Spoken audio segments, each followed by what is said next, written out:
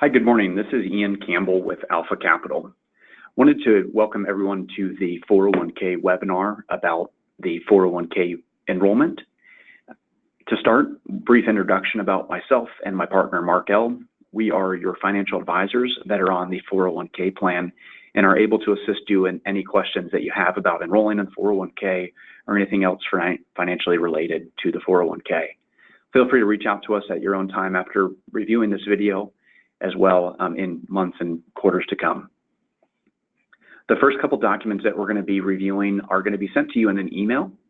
The first one being the online enrollment packet. It is a series of 14 pages. The first page is a cover page, and the second page starts out with the initial step of completing the enrollment. There are two options of completing the enrollment. One is online, and the other is filling out the paper form. The paper form we'll get to, but first, we really recommend everybody complete the online enrollment. It's faster, it's easier, and it's more secure for everybody as well. The first step for enrolling online is to go to the provider's website, which is Retirement Plan Consultants, and their website link is here in the middle of the screen. Once you click that website link, you'll see a gray box in the middle. Top left corner of that gray box, you'll see where it says online enrollment. You'll click that one time, and then you'll be prompted to put in a plan password. Make sure you are entering in this plan password in all capital letters that is unique to the business.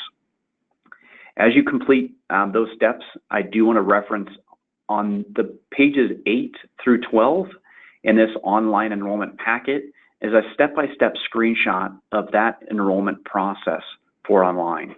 So feel free and please do pay attention to these steps. It's a lot easier to go through this with this up either on your phone or a computer as you're going through those steps. Once you complete the plan password and entering that in, you'll enter in your contact information, set up a username and password. About halfway through, after you pick your investments, I do want to bring up that there will be a question that you'll be asked around what source of money do you want to pick. Just make sure you are selecting all sources of money before hitting next. For the purposes of today's call, to talk about what types of information you're going to be putting in on the online enrollment process or on the form, we do like to bring up the form just so you can see that and how it's referenced. The first couple pieces, it's all basic information, your contact information. What is unique to each of you is going to be your date of hire. So check with John, make sure you got the appropriate date in there as you're completing either the form or online. As you complete the information, the first decision that you're going to be faced with is, are you going to participate in the plan or not? Hopefully the answer is yes to everybody, but understand that there are certain circumstances where it doesn't allow you to participate in the plan. If you are one of those individuals that are eligible to participate and you do not wish to participate in the plan at this time, you will need to fill out this waiver or fill out this 2-page enrollment form, but select that third option where it says, I elect not to contribute in the plan at this time. Once you've done that, you can just turn that back into John and he'll keep for his records. If you do want to participate in the plan, you'll then select one of those top 2 options here, either a pre-tax contribution or a Roth contribution. You are eligible to do both if you wished. We do tend to see people just pick one or the other though. After you've determined pre-tax or Roth, I do want to bring up just the differences between the two. It's essentially when the money is taxed. For a pre-tax contribution, you're going to put in dollars today that you have not paid taxes on it yet, but then you're going to pay taxes as you withdraw that money in retirement at whatever your effective tax rate is in the future. The Roth is the opposite. You're putting in money today that you've already paid taxes on, and then when you withdraw the money in retirement, you've already paid those taxes on the inbound, they're not due on the outbound. So depending on what you foresee your tax rate to be today and what it may be in the future or in retirement, one could argue the point one may make sense more than the other. We tend to see people that are in a lower tax bracket or in their earlier working years, younger, they'll tend to do Roth. Folks that are older or in their later working years will tend to do pre-tax. If you're looking to put as much money away as possible and it not to affect your take-home pay as much, then we'd recommend the pre-tax in that scenario. Going to the next question, which is the how much. We have a couple options that are already pre-checked there. You can either do 8% or 10% by just selecting one of those boxes. 8% is the national average for all age groups and all industries, all states across the country, is what individuals are saving from their own paycheck into their 401k account. So use that as kind of a watermark to get to or be at.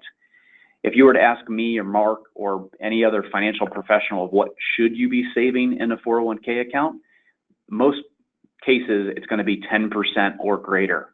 So that'd be a great number to get to or as a goal to start saving. So if you're saving 1, 2, 3% of your retirement, each year, and to expect that your retirement lifestyle is going to be the same that you're living day to day now, is kind of a rude awakening because you're not saving enough. And in order to save enough, we think at those 10% levels is what you should be doing. So keep that in mind as you're evaluating how much you can at this time, and just know that you can always change that as well, up or down. There's also a blank spot for you to put in a different percentage if you would like as well. What's also important with the percentage that you're saving is the company benefit of the 401k match. The 401k match is a safe harbor match, and I'm going to explain that in a couple different ways. The safe harbor match is a 4% maximum match. And what that is an equation off of what you put in. And that equation is 100% on the first 3% that you put in, and then 50% on the next 2% that you put in. So if you put in 1, you'll get 1, 2 for 2, 3 for 3. If you put in 4%, the company match would be 3.5. If you put in 5%, the company match would be 4. So in order to get the full company match, you need to at least save 5% from your paycheck to get the 4. If you put in 5 and you get 4, it's a total of 9 going into your account. Okay. And also in the body of the email, there will be the details of that company match breakdown as well. Going on to the fourth question is how do I invest those monies, or what do I pick from? All of these investments are available to you to pick and choose from. They're all institutional grade mutual funds, meaning that they're the lowest investment expense ratio available to investors. So you've got great funds that are low cost as well. All of these funds are top quartile from a performance standpoint in their peer groups or their asset class. But telling you you've got good funds and low cost doesn't help with that selection. So part of Mark and I's ongoing advice to you is we put together this asset allocation model. So this is another attachment that will be in that email, and we update this quarterly. All the investment choices are listed on that left-hand column. The asset class or the area that they represent in the second one, ticker symbols in the third. So if you care to do more research, you can just simply Google those 5 letters there, and it'll pull up a great deal of information on it. Onto the right side of this larger rectangle, we have 5 different columns based off of a risk tolerance that we've done the math and the homework of what we recommend you invest in given that risk tolerance. So if you're in your 20s or 30s and you want to be hands-on with your investments, we'd recommend you be in that aggressive column or that fall right column.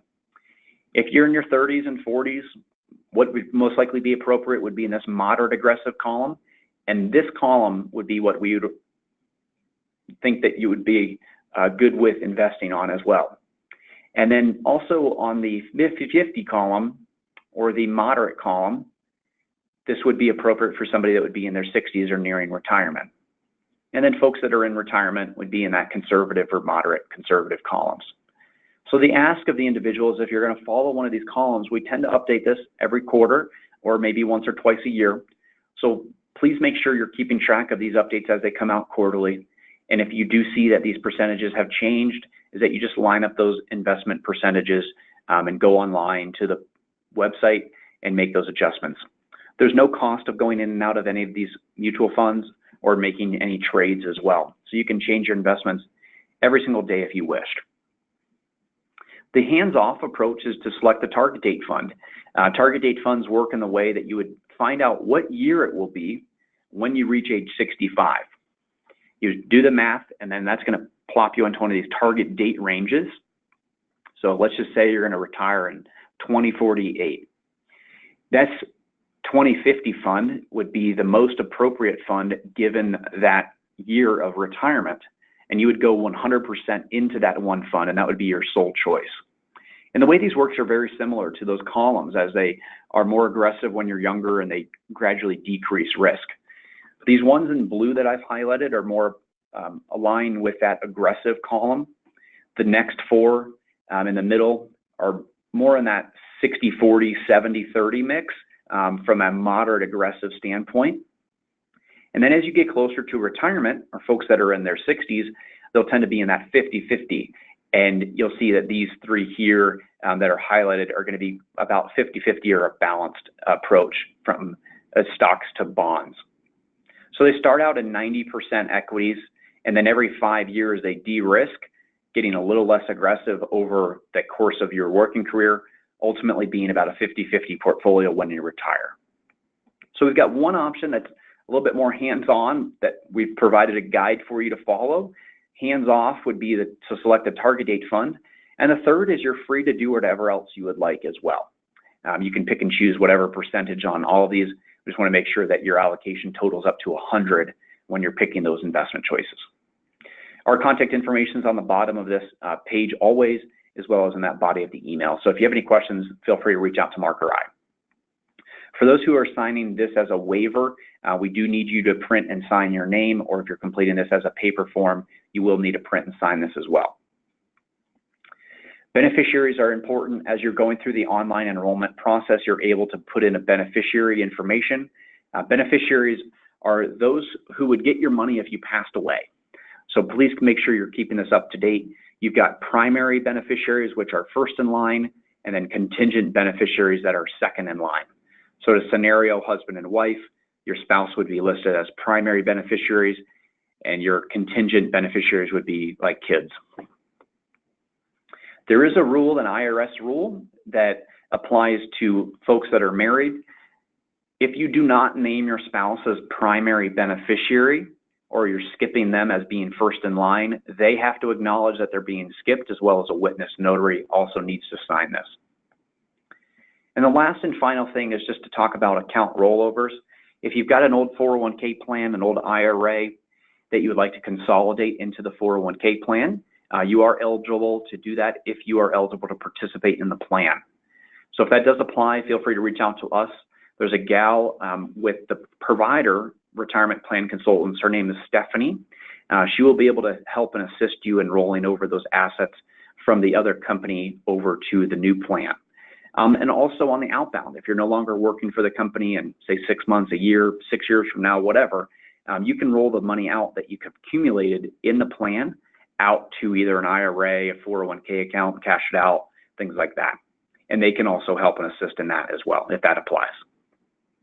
But again, wanted to thank you all for your time today and watching this video. If you have any questions, please feel free to reach out to Mark or I, and we can assist and help with any questions that you have. Hope you have a wonderful day and happy savings. Thanks.